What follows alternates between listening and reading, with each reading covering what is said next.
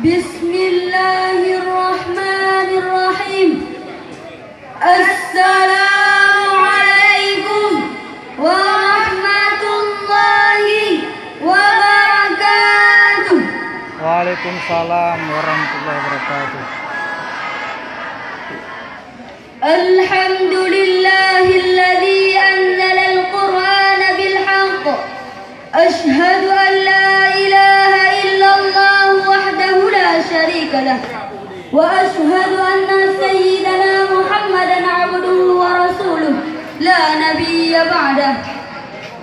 Pertama-tama, marilah sama-sama kita memanjatkan puji dan syukur terhadap Allah Subhanahu wa Ta'ala yang telah melimpahkan rahmat, taufik dan hidayahnya kepada kita semua sehingga kita dapat hadir pada acara peringatan Maulid Nabi besar Muhammad sallallahu alaihi wasallam tahun 1442 Hijriah di NTSN 5 Biron ini. Salawat dan salam mari sama-sama kita curahkan kepada junjungan kita, revolusioner Islam sedunia, pendobrak kebatilan, penghancur kemungkaran, pembawa rahmat bagi alam, yaitu baginda junjungan alam, Habibana wa Nabiyana wa Maulana Muhammad sallallahu alaihi wasallam.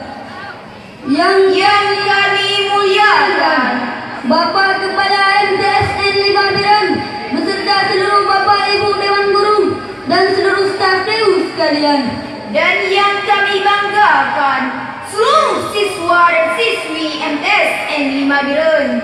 hadirin yang berbahagia, kami berdiri di sini akan berpidato singkat dengan tema Rasulullah sallallahu alaihi wasallam sebagai teladan di era milenial.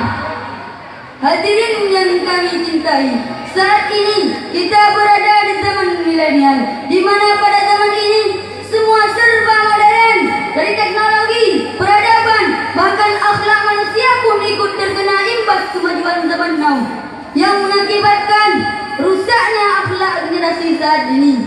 Sepertinya benar ada pernyataan yang menyatakan bahwa kiz zaman now adalah gambaran dari rusaknya generasi saat ini.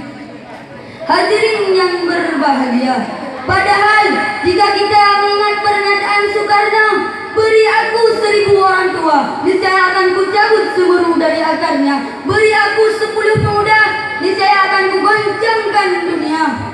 Hadirin yang berbahagia, dari pernyataan tersebut dapat kita ilhami bersama betapa pentingnya kaum pemuda.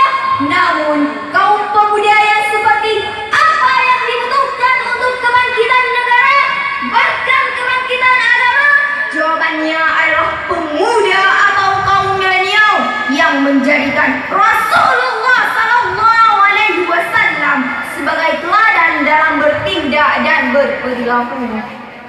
Sekarang mari sama-sama kita bertanya kepada diri sendiri, siapa idola-idola kita? Apakah Atta Halilintar yang follower YouTube-nya sudah 25 juta? Ataukah Cristiano Ronaldo yang penampilan di lapangan hijaunya selalu ditonton jutaan orang di dunia? Fenomena tokoh idola remaja, terutama remaja muslim saat ini, jelas memprihatinkan. Mengapa? Apakah kita tidak boleh mempunyai tokoh idola? Lalu, siapakah tokoh yang seharusnya kita idolakan? Jawabannya adalah tak lain dan tak bukan seorang yang diutus oleh Allah Subhanahu wa Ta'ala sebagai rahmatan lil alamin. Hadirin yang berbahagia, sebagaimana firman Allah dalam surat Al-Ahzab ayat 21, A'udzu billahi minasy syaithanir rajim. Bismillahirrahmanirrahim. Laqad kana lakum fi rasulillahi uswatun hasanah liman kana yarjullaha wal yawmal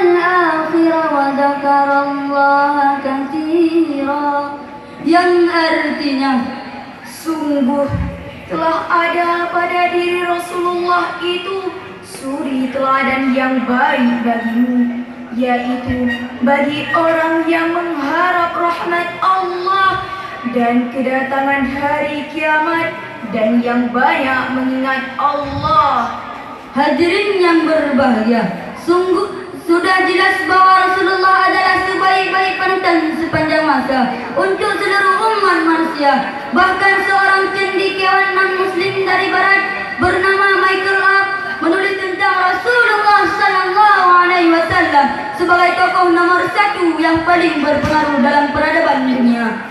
Hadirin yang berbahagia, oleh sebab itu marilah sama-sama kita jadikan Rasulullah sallallahu alaihi wasallam sebagai teladan kita.